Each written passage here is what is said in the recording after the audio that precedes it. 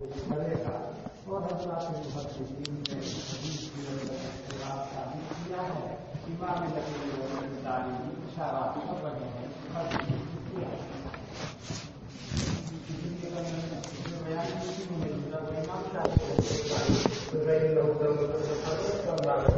اس کے مقابلے پر موجود ہے اور پھر حدیث میں اصطلاح ہے اللہ سبیل صنعت دی آزادی جس کے بارے میں حضرت فرما رہے ہیں، وہاں حضرت کو بدلیے وہی معلوم ہو گیا تھا کہ صورت حال یہ ہے، بنائیے سب کو کس طرح بات سمجھ میں آ گئی ہوگی۔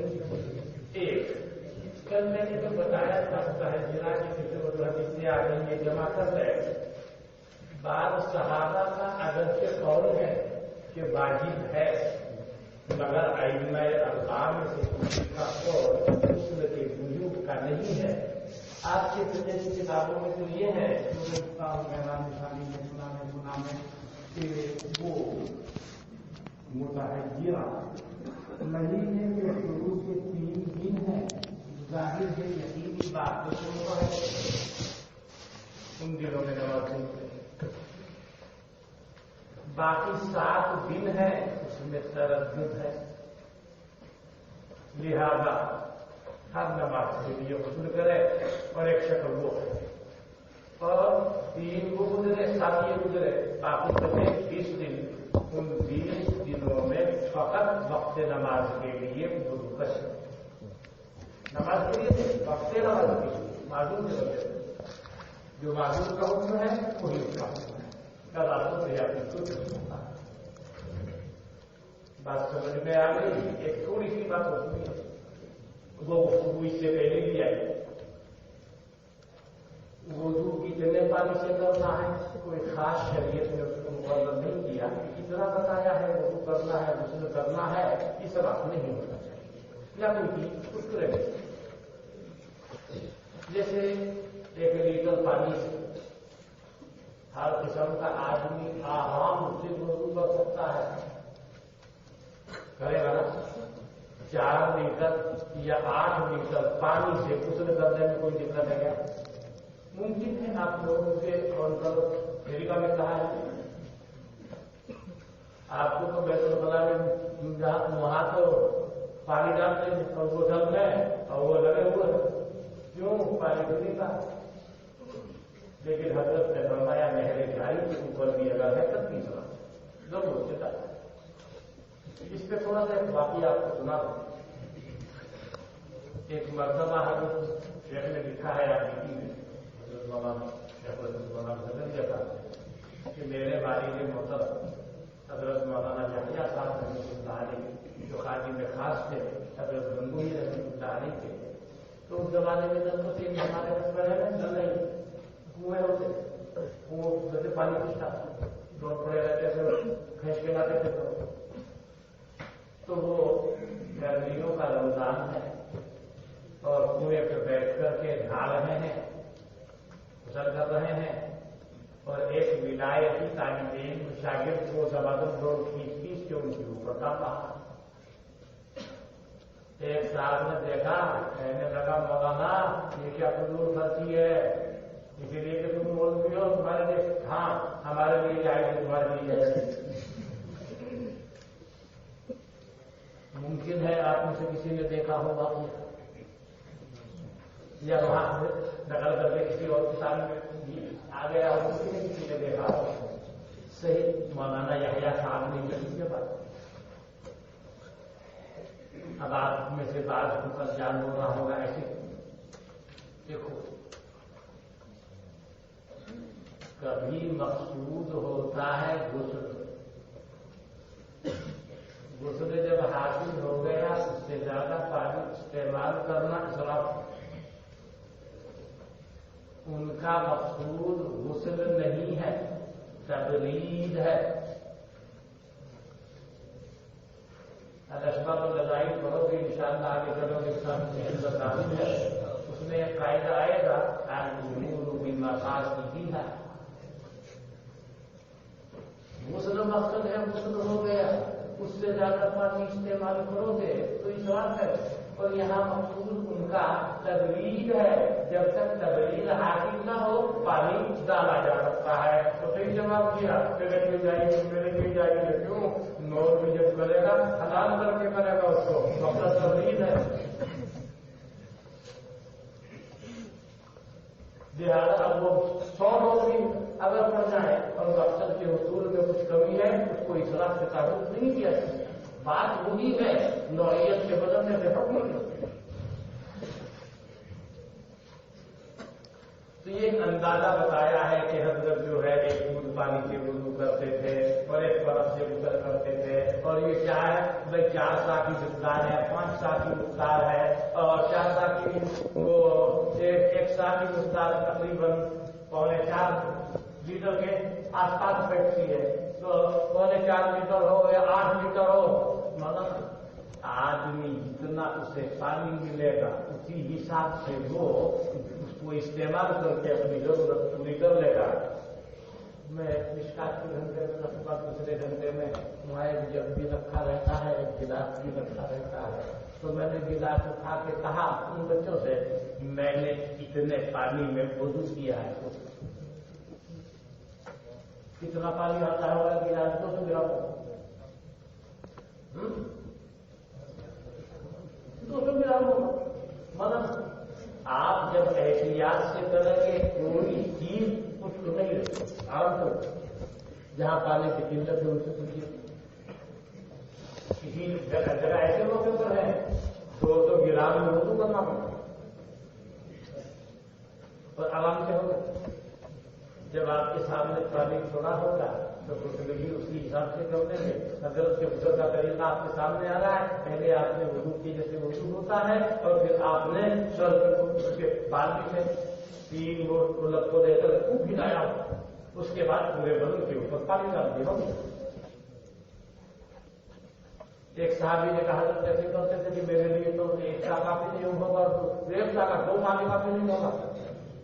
تو صاحب کہ تیرے لیے کافی ہو نہ ہو جو تجھ سے افضل ہے اور تجھ سے زیادہ سر پہ بات رکھتے تھے ان کے لیے کافی ہوتا تھا.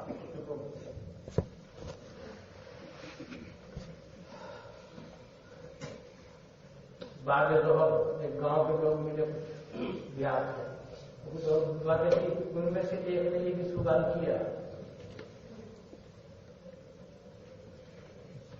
کہ آج کل ٹیکنالوجی کا دور ہے, یہ ترقی کا زمانہ ہے تنزلی کا. میں نے کہا کہ اس بات کو اذا زلزلت الارض زلزالها واخرجت الارض اثقالها وقال الانسان ما لها. اللہ نے جیسے فرمایا ویسے ہو رہا ہے. آج کے لوگ جو ان کے ماں باپ سے پہلے مرحومین ان سے زیادہ پیسے والے. کل کی نسل اگر جب تک قیامت نہ آئے آج کے لوگوں سے زیادہ مالدار ہو جائے گی. واقعی اب وہ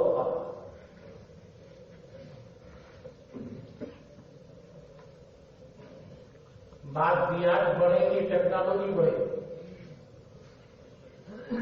لیکن ترقی کا مدار نہ ٹیکنالوجی پر ہے نہ مالداری پر ہے. اس کا مدار تو احترام بہم میں تھا. کتنی ٹیکنالوجی آ جائے کتنے سائنس ترقی کر جائے کتنا ہی ترقی نہیں تنزلی رہے گی. اللہ سے جڑے اللہ سے نہیں جڑنا بندہ اسے ذلیل ہونا ہے خار ہونا ہے دنیا میں کیا. اللہ سے جڑ گیا انشاءاللہ اللہ اس کی دنیا میں بھی عبادت کرے گا برزخ میں بھی کرے گا. آخر وہ بیچارہ گاؤں کا آدمی کا بھی پڑھا لکھا تھا ایسے میں نے سمجھایا.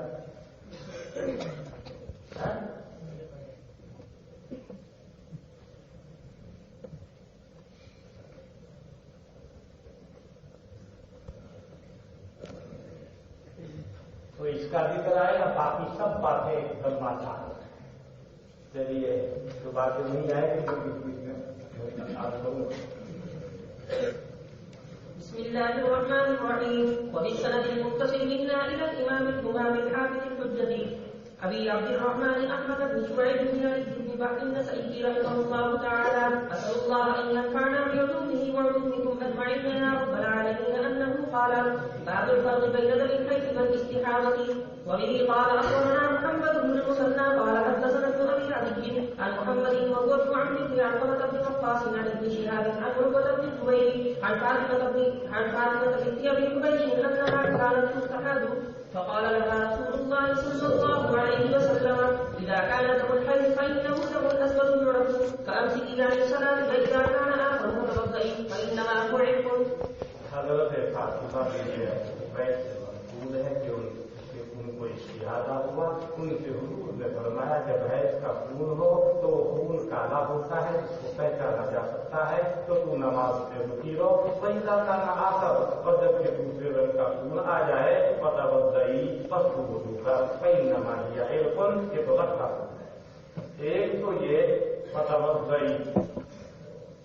فتوضئی کا اقرار ہے, دوسری روایات میں نہیں. امام نسائی بولے گا یہی سند جو پیش کی ہے امام نسائی نے رعایت وہی سند. اب بس فرق اتنا ہے کہ ایک دفعہ انہوں نے کیا کیا, کتاب سے پڑھ کر سنایا اور ایک دفعہ کی مجھے پڑھ کر. بس اتنا کا فرق, باقی کوئی سند. چلیے. وبه قال أخبرنا محمد بن المثنى قال حدثنا ابن أبي عدي کیا کہہ رہا ہے کتاب. یہ جو ہے یہ اپنی کتاب سے نقل کر کے اس نے بولا. جب کتاب سے نقل کر کے بولا تو اخبرنا کو لگا دیا. یہاں کاتب کو چاہیے تھا اخبرنا کے بجائے کالا کہتا ہے نقل. اخبرنا محمد بن المثنى قال حدثنا, یہ جو ہے یہ من حفظه, یہ اپنی جو اس سے پہلے آیا پہلی سند میں وہ یادداشت. اتنا فرق ہے سندوں کی تمہیں جو اسے دیکھتا ہے. حدثنا محمد بن عمرو عن ابن شهاب عن عروة عن عائشة کہ فاطمہ بنت ابو حبیش کو استحاضہ ہوا. ان سے حضور نے فرمایا کہ حیض کا خون وہ ایسا خون ہے جو کالا ہوتا ہے, پہچان دیا جاتا ہے. فإذا كان ذلك, جب یہ ہوا کرے وہ نماز سے رک جایا کرے, اور جب دوسرا ہو فتوضئی فصلی, وضو کرے فتوضئی کا ذکر آ رہا ہے. ابو عبد الرحمن امام نسائی فرماتے ہیں قد روى هذا الحديث غير واحد, روایت کیا ہے اس حدیث کو بہت سے لوگوں نے. لم يذكر احد منهم ما ذكر ابن ابي, کسی نے بھی اس کو ذکر نہیں. یہ محمد ابن عمرو ابن علقمہ سے روایت کرنے والے ابن ابی کے علاوہ بہت ہوا. ان میں سے کوئی بھی فتوضئی کا ذکر نہیں کرتا. ہو گیا مسئلہ استراحت کی جانب کی شرط. واللہ اعلم. چلیے. وبه قال أخبرنا محمد بن المثنى قال حدثنا ابن أبي عدي من حفظه قال حدثنا محمد بن عمرو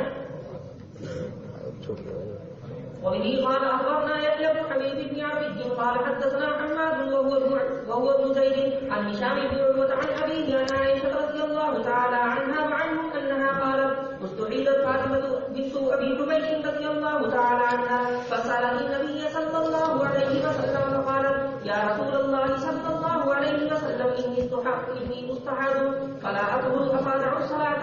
قال رسول الله صلى الله عليه وسلم إنما ذلك عرق وليست بالحيضة, فإذا أقبلت الحيضة فدعي الصلاة وإذا أدبرت فاغسلي عنك أثر الدم وتوضئي. ہوا فاطمہ بنت ابو حبیش کو انہوں نے سوال کیا جناب نبی اکرم صلی اللہ علیہ وسلم سے. انہوں نے کہا حضرت جی مجھے استحاضہ ہو گیا, میں پاک نہیں ہوتی, کیا میں نماز چھوڑ سکتی ہوں؟ حضور نے فرمایا کہ تو رت کا خون ہے, یہ حیض نہیں ہے. فإذا أقبلت الحيض, جب حیض آ جایا کرے تو نماز کو چھوڑ دیا کر, اور جب حیض چلا جاوے تو اپنے سے خون کے اثر کو دھو لیا کر اور وضو کر لیا کر, اس لیے کہ یہ تو رت کا خون ہے, حیض نہیں ہے. قیل له فالغسل, قیل له, راوی سے کہا گیا کہ بھائی یہ جو ہے غسل فالغسل کالا ذالک لا یشک فیہ احد. نہیں, یہاں پر تو غسل کا ذکر ہے اور آپ ذکر کر رہے ہیں فتوضئی کا, اس کا ذکر کیوں نہیں کر رہے ہیں غسل کا؟ اس میں تو کوئی شک کر ہی نہیں سکتا، وہ تو یعنی جو بھی ہے۔ ابو عبدالرحمان کہتا ہے دیکھو یحییٰ ابن حبیب ابن عربی حماد بن زید وہ روایت کر رہا ہے ہشام ابن عروہ سے۔ ہشام ابن عروہ سے اس حدیث کو نقل کرنے والے حماد بن زید کے علاوہ بہت سے لوگ ہیں، کسی نے بھی متوضئی کا ذکر نہیں کیا۔ یہ کون کہہ رہا ہے؟ حماد بن زید کے علاوہ کہتا ہے، فرمایا امام نسائی نے میں نہیں جانتا کسی کو کہ ذکر کیا ہو اس حدیث میں متوضئی کو حماد بن زید کے علاوہ، اور روایت کیا ہے بہتوں نے ہشام سے ولم یذکر فیہ متوضئی، کسی نے بھی ہشام سے روایت کرنے والوں میں متوضئی کا ذکر بھی اس میں نہیں کیا۔ چلیے وبه قال أخبرنا قتيبة بن سعيد عن مالك عن هشام بن عروة عن أبيه عن عائشة رضي الله تعالى عنها وعنهم أنها قالت فاطمة بنت أبي حبيش لرسول الله صلى الله عليه وسلم يا رسول الله لا أدعو أفدع الصلاة، فقال رسول الله صلى الله عليه وسلم إنما ذلك عرق وليست بالحيضة، فإذا أقبلت الحيضة فدع الصلاة، فإذا ذهب قدرها فاغسلي عنك الدم وصلي۔ چلیے بات وبه قال أخبرنا أبو الأشعث أحمد بن المقدام قال حدثنا خالد بن الحارث قال سمعت هشام بن عروة يحدث عن أبيه عن عائشة رضي الله تعالى عنها وعنهم أن بنت أبي حبيش قالت يا رسول الله إني لا أدعو أفاترك الصلاة، قال لا إنما هو علم، قال خالد فيما قرأت عليه وليست بالحيض۔ حضرت عائشہ سے روایت ہے کہ فاطمہ بنت ابو حبیش نے کہا حضرت جی میں پاک نہیں ہوتی، کیا میں نماز میں چھوڑ سکتی ہوں؟ آپ نے فرمایا نہیں، یہ تو اللہ کا حکم ہے۔ خالد جو حدیث کا راوی ہے یعنی احمد بن حساد کا استاد اور ہشام بن عروہ کا شاگرد، خالد کہتا ہے فیما قرأت علیہ، اس حدیث کے مطابق جو میں نے اس کے اوپر پڑھی ہے اس کے الفاظ کیا ہے؟ ولیست بالحیضۃ، ان کے الفاظ میں ولیست بالحیضۃ، یعنی لا انما ہوا ولیست بالحیضۃ کے الفاظ ہیں کام خالد کی روایت میں۔ فیضا اقبلت الحیضہ، جب حیض آ جائے تو نماز چھوڑ دے، اور جب حیض ختم ہو جائے تو اپنے اوپر سے خون کو دھو دے اور نماز پڑھ۔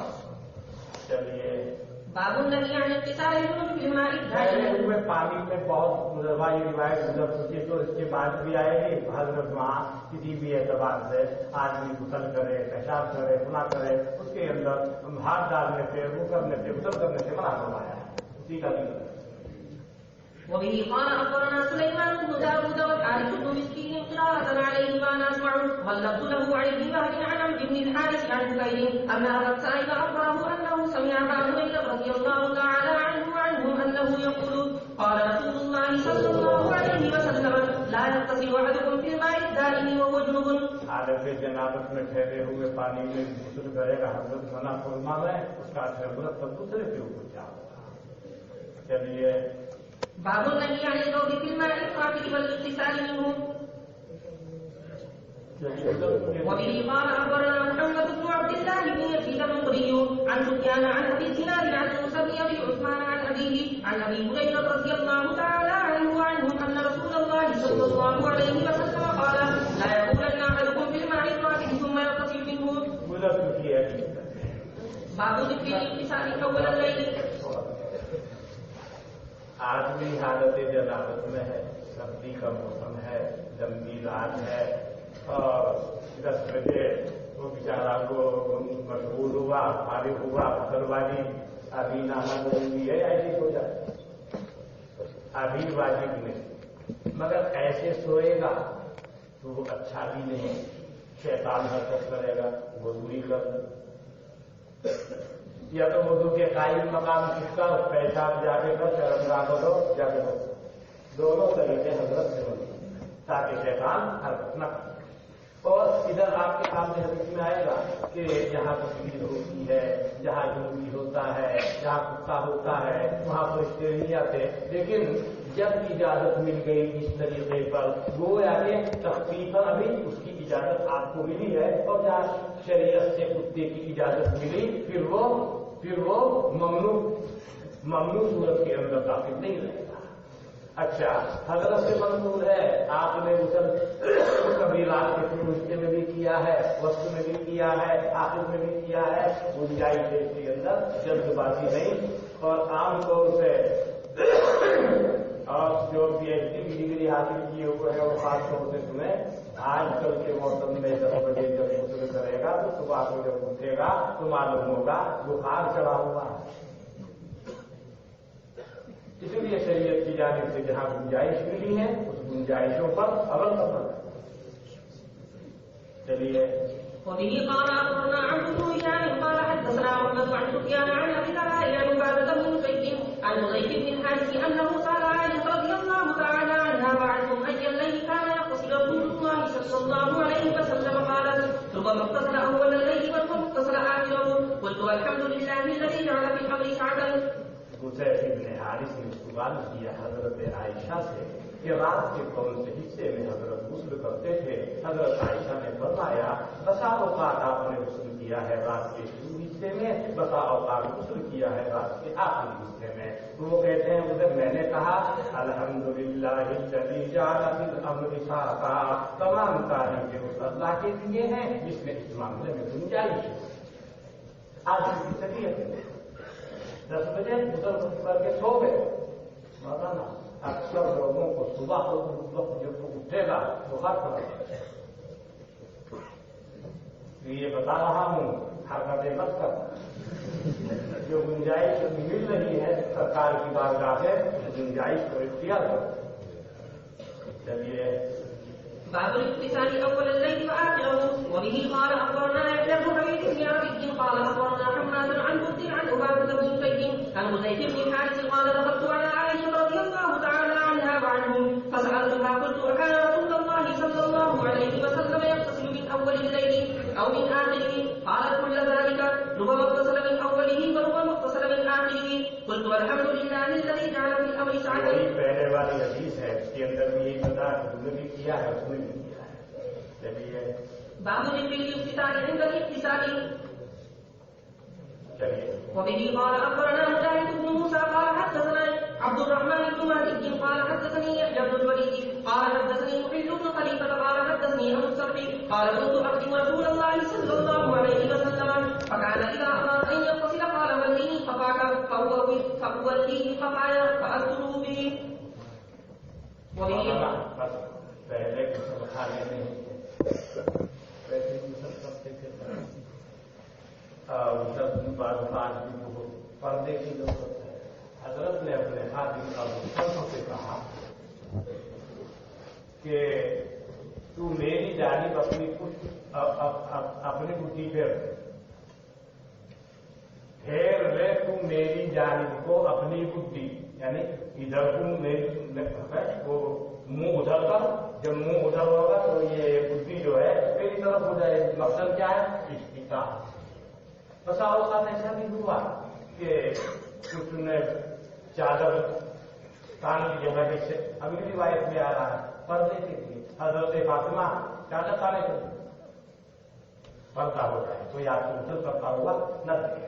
جہاں آپ نے اپنے خادم سے کہا اب اس سمجھ سے اب اس سب کہتے ہیں کہ میں خدمت کیا کرتا تھا جناب نبی اکرم صلی اللہ علیہ وسلم کی. پر جب آپ ارادہ کرتے غسل کرنے کا فرماتے ولینی قفاکا، پھیر لے تو میری جانب اپنی کتی کو.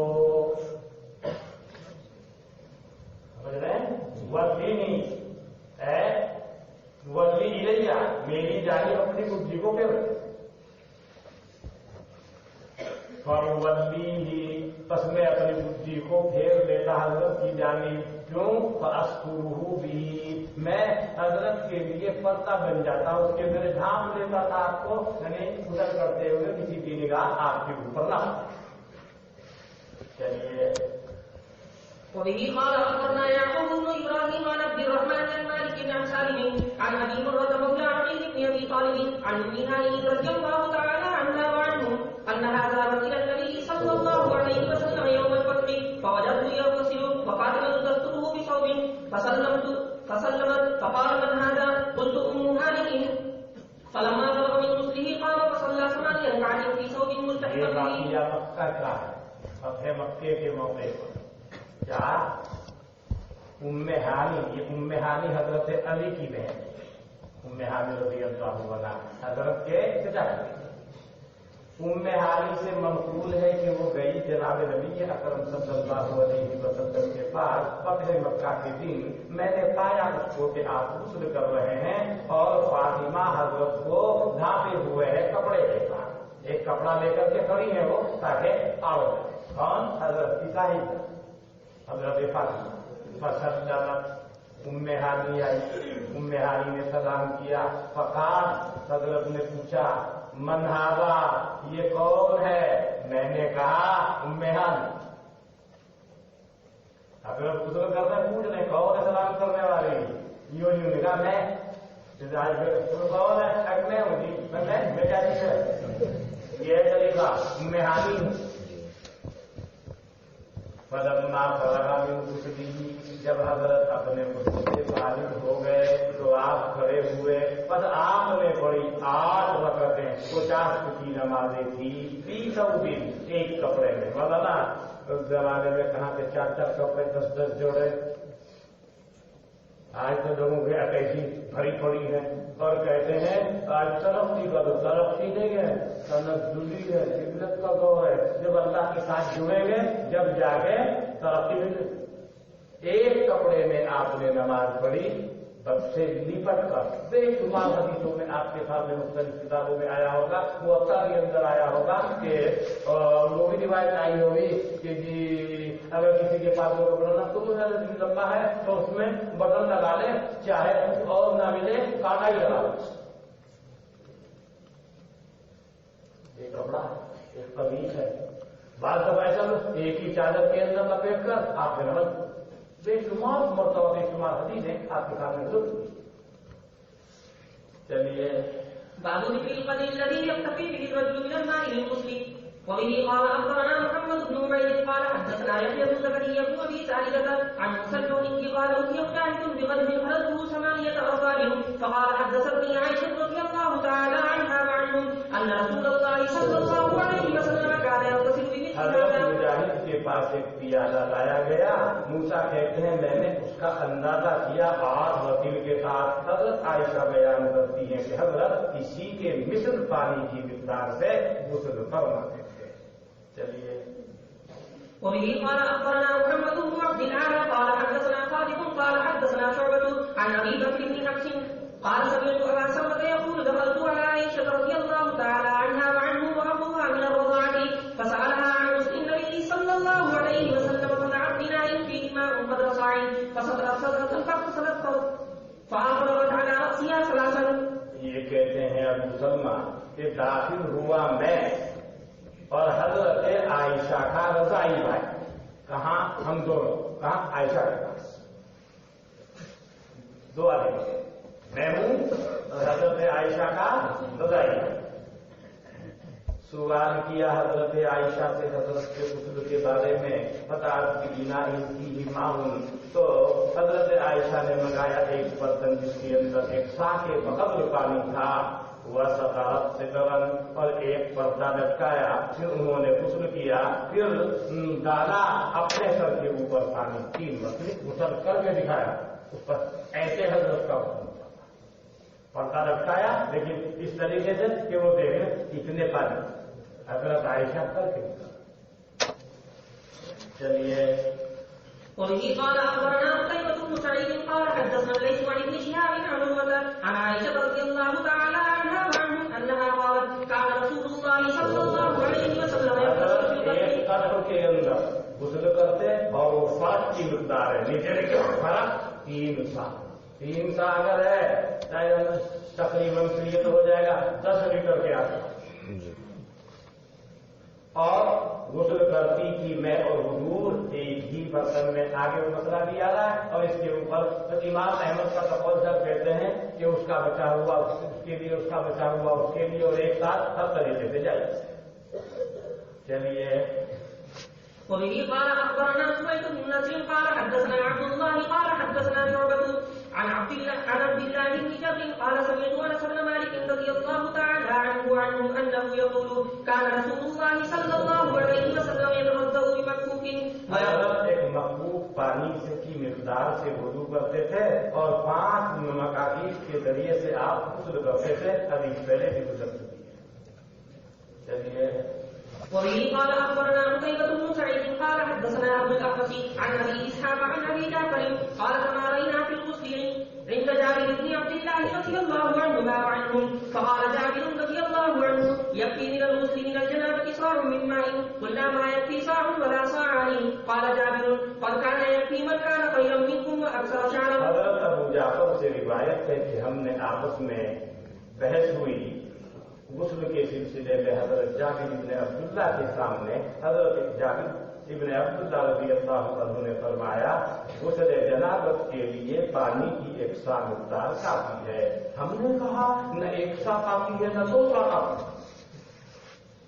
حضرت جابر نے کہا حضرت کانا یکفی من کانا خیرا منکم، یہ کفایت کر جاتا تھا اس ذات گرامی کو جو تم میں سب سے زیادہ بہتر ہیں، وہ اکثر شعرا، اور بالوں کے اعتبار سے تم سے زیادہ. یعنی حضرت جناب نبی اکرم صلی اللہ علیہ وسلم کو اتنی پانی کی مقدار غسل میں کفایت کرتی تھی. چلیے. باب ذكر الدلالة على أنه لا بأس في ذلك. وبه قال أخبرنا سويد بن نصر قال حدثنا عبد الله عن معمر عن الزهري وأخبرنا إسحاق بن إبراهيم قال حدثنا عبد الله. بات کے لیے بتانا چاہتے ہیں کوئی مقدار کوئی حد بندی نہیں ہے، اتنا ہی پانی استعمال کرنا ہے. وہ تو حضرت نے کبھی ایسے بھی کیا اس میں سے بھی کیا. اب جتنا آپ کو میسر ہو نہ اس میں کٹوتی ہونی چاہیے نہ اس میں اسراف ہونا چاہیے.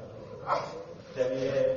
قال حدثنا عبد الرزاق قال أخبرنا معمر بن جريج عن الزهري عن عروة عن عائشة رضي الله تعالى عنها وعنه أنها قالت كنت أغتسل أنا ورسول الله صلى الله عليه وسلم من إناء واحد وهو قدر الفرق. حضرت عائشہ فرماتی ہیں کہ میں حضور صلی اللہ علیہ وسلم ایک برتن سے غسل کرتے تھے اور وہ فرق کی مقدار ہوتی تھی. فرق کی مقدار اس سے پہلے آپ کے سامنے آ چکی 10 لیٹر کے.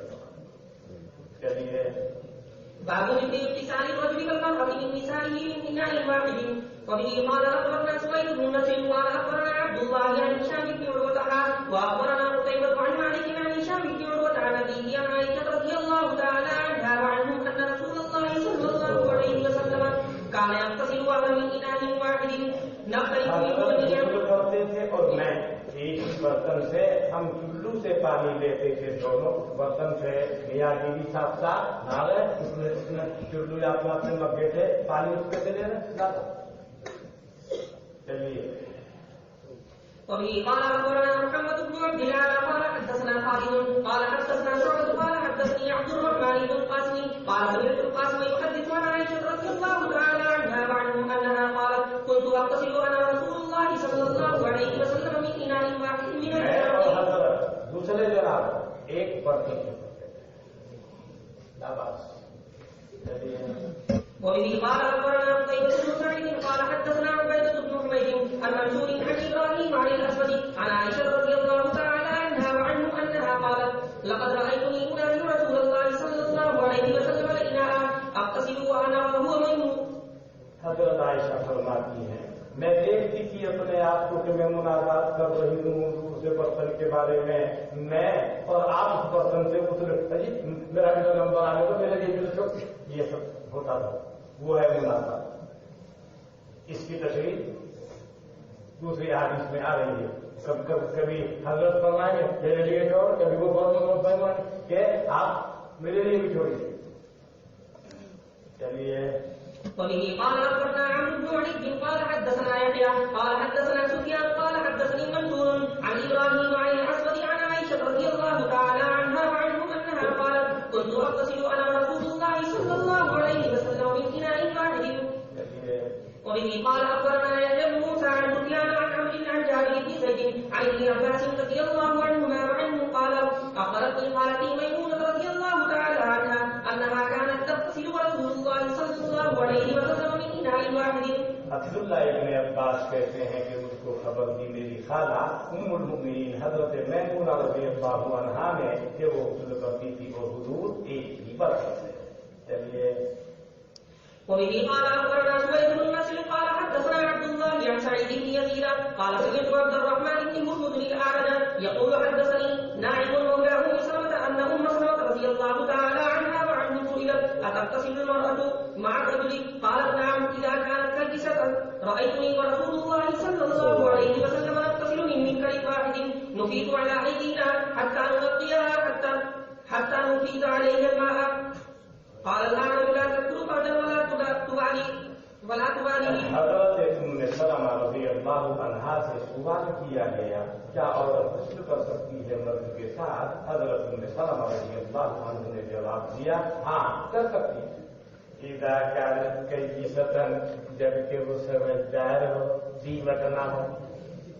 دیوٹ ہوگی اپنا بھی ہولیا خراب کر دے گی، دوسرے کا بھی کر دے گی۔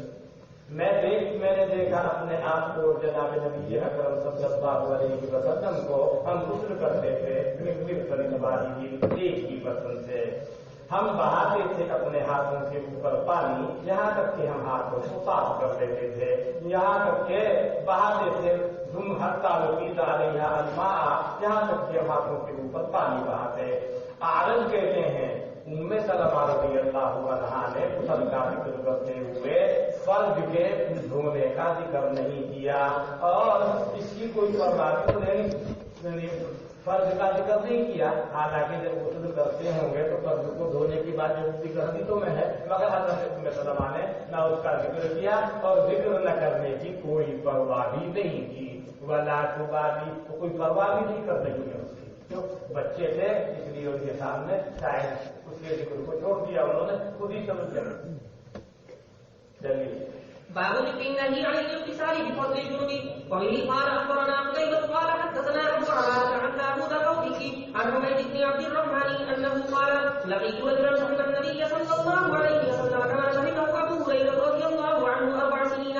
قال نهى رسول الله صلى الله عليه وسلم ان يغتسل احدنا كل يوم او يقول في مغتسله او يغتسل الرجل بفضل المرأة او المرأة بفضل الرجل ويختلطا جميعا. حمید بن عبد الرحمن کہتے ہیں کہ میں نے ملاقات کی ایک ایسے آدمی سے جو حضور اکرم صلی اللہ علیہ وسلم کے ساتھ رہے ہیں جیسا کہ حضور کے ساتھ رہے ہیں، حضرت ابو ہریرہ رضی اللہ عنہ وہ بھی ساتھ رہے ہیں، 4 سال تک ساتھ رہے ہیں۔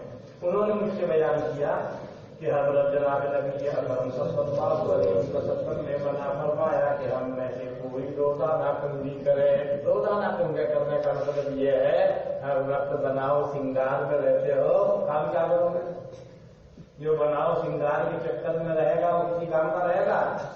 یا پیشاب کرے وہ اپنے مختصر میں، وہ یہ بات بھی پہلے آ چکی ہے، یا مرد غسل کرے عورت کے بچے ہوئے سے اور عورت غسل کرے مرد کے بچے ہوئے سے، اس کے بارے میں مسئلہ آ چکا۔ حضرت نے فرمایا مگر مسئلہ اس کے اوپر اجماع کا یہ ہے جائز ہے، اور وہ بروائے احتیاط ایسے فرمایا وَلْيَغْتَرِفَا جَمِيعًا، اور چاہیے کہ وہ ساتھ ساتھ استعمال کریں۔ اگر ساتھ ساتھ وہ اپنے سنگول کو ڈال کر کے ٹلو اور لب کو ڈال کر کے پانی اپنے اوپر ڈال دیں اس میں کوئی اختلاف کسی کا نہیں۔ چلیے باب الرخصة في ذلك. وبه قال اخبرنا محمد بن بشار بن محمد قال حدثنا شعبة عن عاصم واخبرنا سويد بن نصر قال اخبرنا عبد الله عن عاصم عن معاذ عن عائشة رضي الله تعالى عنها وعنه انها قالت كنت اغتسل انا رسول الله صلى الله عليه وسلم من اناء واحد يبادلني وابادله.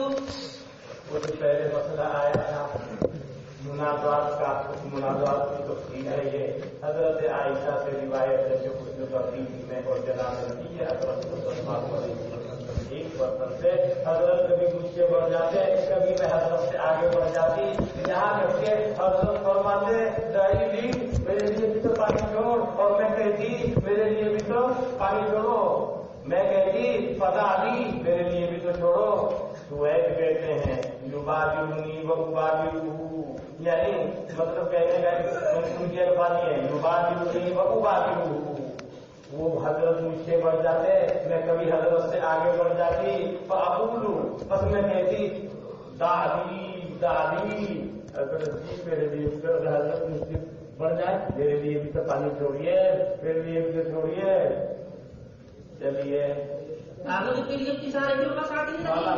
اس برتن میں تو آٹا معمول رہتا ہے، وہ آٹے کا اثر آ جائے، آٹا اس میں گنا جاتا ہے، اس کی کپ کے اندر پانی ڈال ذرا سا کوئی اثر بھی آ جائے تو سیلان کے اندر کوئی فرق نہیں آ رہا، حنفیہ کی یہاں تو کوئی مسئلہ ہے نہیں، اس برتن کے اندر حضرت نے کیا کیا ہے غسل فرمایا ہے۔ چلیے باب ذکر الاغتسال في القصعة التي يوجد فيها وبه قال اخبرنا وہ پیالہ جس کے اندر آٹا گوندا جاتا ہے، بوتل جس کے اندر سے آٹا گوندا جاتا ہے۔ چلیے وبه قال اخبرنا محمد بن بشار قال حدثنا عبد الرحمن قال حدثنا ابراهيم بن نافع عن ابن ابي نجيب عن مجاهد عن ام هانئ رضي الله تعالى عنها وعنهم ان رسول الله صلى الله عليه وسلم اغتسل هو وميمونة رضي الله تعالى عنها من اناء واحد في قصعة فيها کیا اور میمونہ نے ایک برتن سے ایسے تب کے اندر فیہا اثر العجین جس کے اندر آٹے کا اثر تھا۔ چلیے بابو ذکر ترک المرأة میں نے مسئلہ بیان کیا تھا، عورت نے چوٹی باندھ رکھی ہے، کھولنے کی ضرورت نہیں، اگر مرد باندھ رکھی ہے، اس نے چوٹی باندھ رکھی ہے، دوسرے جنابت کے اندر اس کے لیے کھولنی پڑے گی، وہی مسئلہ آ رہا۔ باب ذكر ترك المرأة نبض برأسها عند اغتسالها من الجنابة وبه قال أخبرنا سليمان بن منصور عن سفيان عن أيوب بن موسى عن سعيد بن أبي سعيد عن عبد الله بن رافع عن أم سلمة رضي الله تعالى عنها وعنه زوج النبي صلى الله عليه وسلم أنها قالت قلت يا رسول الله إني امرأة شديدة كبيرة رأسي أفأنتها عند غسلها من الجنابة قال إنما يكفيك أن تحصي على رأسك 3 حصيات من ماء ثم تفيديني على جسدك۔ حضرت ام سلمہ رضی اللہ عنہا سے روایت ہے، کہتی ہیں میں نے عرض کیا حضرت کی میں ایسی عورت ہوں کہ سخت باندھتی ہوں اپنے سر کی چوٹی کو، کیا میں ان کو کھولوں گی اپنے غسل جنابت کے وقت میں؟ آپ نے فرمایا کافی ہے تیرے لیے انتحصی علی رأسک 3 حصیات کہ تو مارے اپنے سر کے اوپر 3 چلو پانی کے، پھر تو اپنے بدن کے اوپر پانی بہا دے، اس کو کھولنے کی ضرورت نہیں ہے، جل کے اندر پانی پہنچ گیا بس ہو گیا تھا۔ چلیے باب ذكر الامر بذلك للحائض عند الاغتسال للاحرام وبه قال اخبرنا میں نے عرض کیا تھا حالت حیض میں بیت اللہ کا طواف نہیں کر سکتا ہے، احرام باندھا جا سکتا ہے، احرام باندھ لیا تھا المؤمنین حضرت عائشہ نے عمرے کا، مگر آگے چل کر کے حضرت نے فرمایا تم احرام چھوڑ، لیکن عمرے کی قضا کرا بھی کی بات ہے۔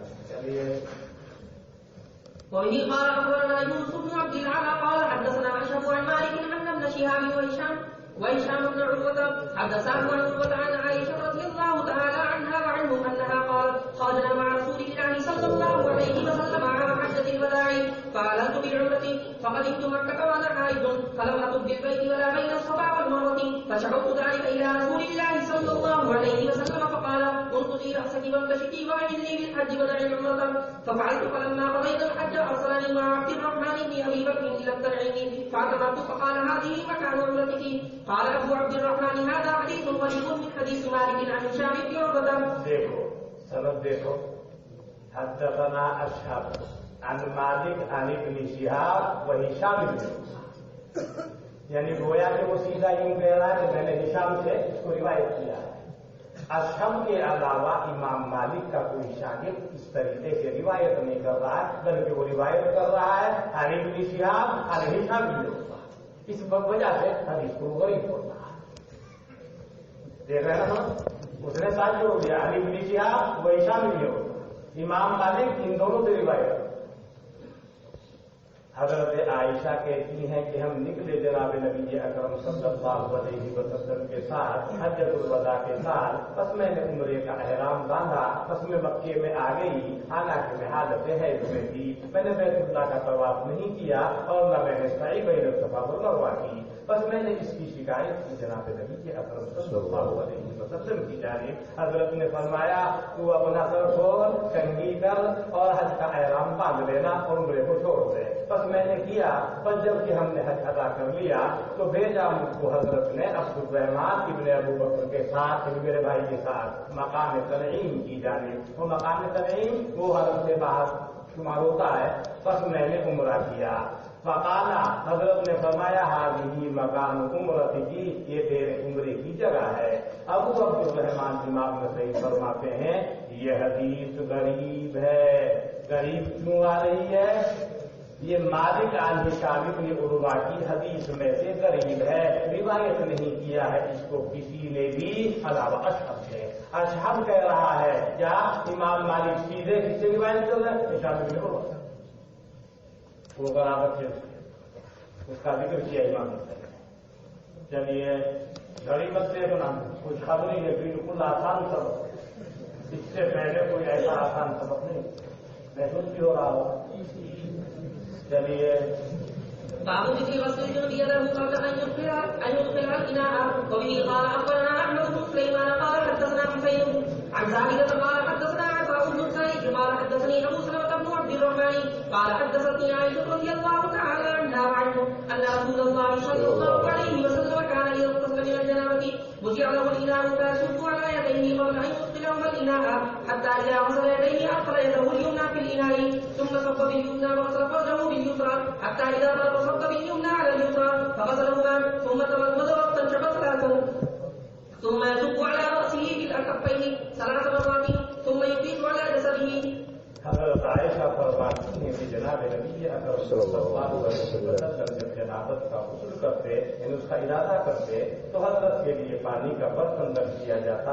آپ پانی ڈال کے اپنے دونوں ہاتھوں پر ہاتھوں کو برتن میں داخل کرنے سے پہلے یہاں تک کہ جب آپ اپنے دونوں ہاتھوں کو دھو لیتے تو آپ داخل کرتے اپنے داہنے ہاتھ کو برتن میں، پھر پانی ڈالتے داہنے ہاتھ سے اور دھوتے اپنی شرمگاہ کو بائیں ہاتھ سے، یہاں تک کہ جب آپ فارغ ہو جاتے تو آپ پانی ڈالتے داہنے ہاتھ سے بائیں ہاتھ پر، پھر دونوں ہاتھوں کو دھوتے، مضمضہ کرتے اور استنشاق کرتے 3 دفعہ، پھر پانی ڈالتے اپنے سر کے اوپر، کیا اپنے دونوں ہاتھوں کو بھر کر 3 مرتبہ، اس کے بعد پھر پانی بہاتے اپنے بدن کے اوپر۔ چلیے باب ذكر عادة غسل اليدين قبل إدخالهما الإناء. وفيه قال أخبرنا أحمد بن سليمان قال حدثنا يزيد قال أخبرنا شعبة عن عطاء بن السائب عن أبي سلمة أنه قال سألت عائشة رضي الله تعالى عنها وعنهم عن غسل رسول الله صلى الله عليه وسلم من الجنابة فقالت كان رسول الله صلى الله عليه وسلم يغسل على يديه 3 ثم يغسل فرجه ثم يغسل يديه ثم يمزج ويستنشق ثم يفيض على رأسه 3 ثم يفيض على سائر جسده. ابو سلمہ سے روایت ہے کہ میں نے سوال کیا کہ حضرت عائشہ رضی اللہ عنہا سے حضرت کے غسل جنابت کے بارے میں۔ حضرت عائشہ نے فرمایا حضرت ڈالتے تھے اپنے دونوں ہاتھوں کے اوپر پانی، پھر دھوتے تھے اپنے دونوں ہاتھوں کو، پھر کلی کرتے استنشاق کرتے، پھر ڈالتے تھے پانی اپنے سر کے اوپر 3 مرتبہ، پھر پانی بہاتے تھے اپنے پورے بدن کے اوپر۔ چلیے باب إزالة الجنوب الأذى عن جسده بعد. جب آدمی کو جنابت ہوتی ہے بدن میں کہیں وہ باتیں منفیہ لگ جاتا ہے، اس کے ہٹانے کہیں بھی غلام کو کوئی کسی جگہ پر ہے اس کے بھی ظاہر کرنے کا ذکر حدیث کے اندر ہے کہ نہیں، اس کا ذکر۔ چلیے باب إزالة الجنوب الأذى عن جسده بعد غسل يديه. وبه قال أخبرنا محمود بن غيلان قال حدثنا النضر قال أخبرنا شعبة قال حدثنا عطاء بن سعيد قال سمعت أبا سلمة أنه دخل على عائشة رضي الله تعالى عنها وعنهم فسألها عن غسل رسول الله صلى الله عليه وسلم من الجنابة فقالت كان النبي صلى الله عليه وسلم يؤتى بالإناء فيصب على يديه 3 فيغسلهما ثم يصب بيمينه على شماله فيغسلهما على فرجيه ثم يغسل يديه ويتمضمض ويستنشق ويصب على رأسه 3 ثم يفيض على سائر جسده. ابو سلمہ آئے حضرت عائشہ کے پاس میں، ان سے سوال کیا حضرت کے غسل جنابت کے بارے میں۔ حضرت عائشہ نے بتایا کہ جناب نبی اکرم صلی اللہ علیہ وسلم کے پاس پانی کا برتن لایا جاتا، پر حضرت ڈالتے اپنے دونوں ہاتھوں کے اوپر پانی 3 مرتبہ اور ان کو دھوتے، پھر پانی ڈالتے اپنے داہنے ہاتھ سے اپنے بائیں ہاتھ پر، پھر دھوتے اس ناپاکی کو جو آپ کی ران پر ہوتی تھی۔ اسی ٹکڑے کو بیان کرنے کے لیے پورا باب انہوں نے باندھ دیا، باقی باتیں تو وہی ہیں۔ پھر دھوتے تھے اپنے دونوں ہاتھوں کو، مضمضہ کرتے استنشاق کرتے اور پانی ڈالتے اپنے سر کے اوپر 3 مرتبہ، پھر پانی بہاتے اپنے پورے بدن کے اوپر۔ چلیے باب إعادة الجنوب غسل يديه بعد إزالة الأذى عن جسده. وبه قال أخبرنا إسحاق بن إبراهيم قال أخبرنا عمر بن عبيد عن طارق السائل عن أبي سلمة بن عبد الرحمن أنه قال جب وہ بدن میں جو ناپاکی ہے کہیں پر اس کو ظاہر کر دیا اس کے بعد بھی اپنے ہاتھوں کو دھونے کا ذکر اس کے بعد بھی منقول ہے کہ نہیں اس کے بارے میں یہ حدیث پیش کر رہا ہے. چلیے. وصفت عائشة رضي الله تعالى عنها غسل النبي صلى الله عليه وسلم من الجنابة. قالت كان يغسل يديه ثلاثا ثم يفيض بيده اليمنى على اليسرى فيغسل فرجه وما أصابه. قال عمرو لا أعلم إلا قال يفيض بيده اليمنى على اليسرى 3 مرات ثم يتمدد 3 ويستنشق 3 ويغسل وجهه ويديه 3 ثم يفيض على رأسه 3 ثم يصب عليه الماء.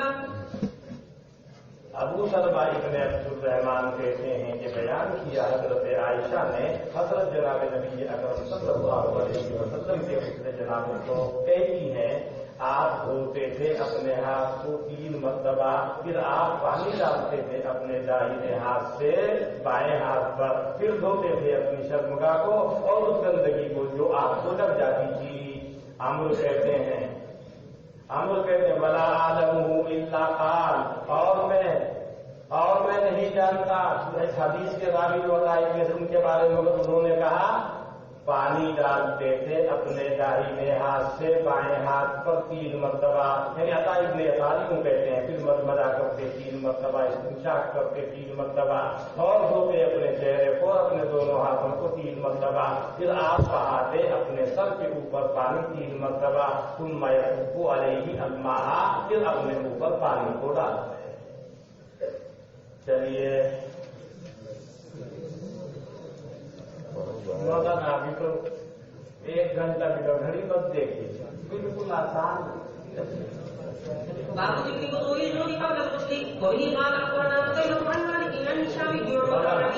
ایک تو ہے غسل سے پہلے وضو اس کا ذکر تو آپ کل سے سنتے ہوئے آ رہے ہیں اور ایک ہے غسل کرنے کے بعد میں وضو وہ ثابت کریں جو جس وضو کا ذکر کر رہے ہیں وہ غسل سے پہلے اس کا ذکر کل بھی آئی کوئی بیان. چلیے. وبه قال أخبرنا قتيبة عن مالك عن هشام بن عروة عن أبيه عن عائشة رضي الله تعالى عنها وعنهم أن النبي صلى الله عليه وسلم كان يغتسل من الجنابة فغسل يديه ثم توضأ كما يتوضأ للصلاة ثم يدخل أصابعه الماء فيقلل بها وصول شعره ثم يصب على رأسه 3 مرات ثم يفيض الماء على جسده كله. حضرت عائشہ رضی اللہ عنہا سے روایت ہے کہ جناب نبی اکرم صلی اللہ علیہ وسلم کے غسل جنابت کرتے تو آپ آغاز فرماتے بس آپ اپنے دونوں ہاتھوں کو دھوتے پھر وضو کرتے جیسا کہ وضو کیا جاتا ہے نماز کے لیے. پھر آپ داخل کرتے اپنی انگلیوں کو پانی میں ہلال کرتے ان کے ذریعے سے اپنے بالوں کی جڑوں کا اس ہلال کے ذریعے سے بالوں کی جڑوں میں پانی پہنچانا مقصود ہے. پھر آپ ڈالتے تھے اپنے سر کے اوپر 3 چلو پانی پھر پانی کو بہاتے تھے اپنے پورے بدن کے اوپر. چلیے. ہے تو وہی کوئی نئی بات نہیں آتی جو ہے وہی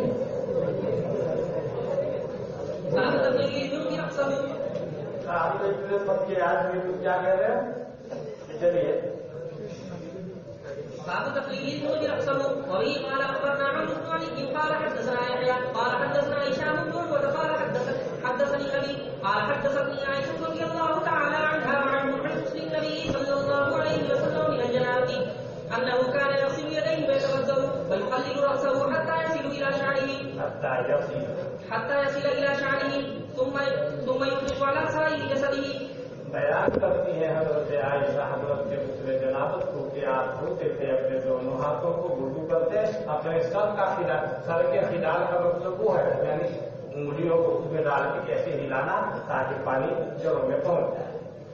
یہاں تک کہ پہنچ جائے پانی آپ کے بالوں تک پھر آپ ڈالتے تھے پانی اپنے باقی بدن کے اوپر. جی.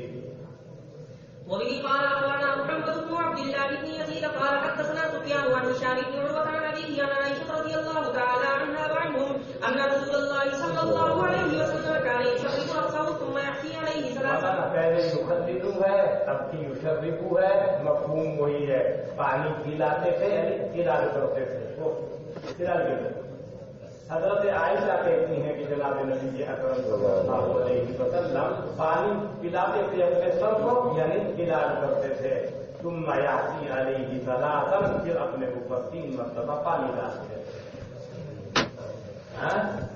بس کرتے ہیں چلو بھائی.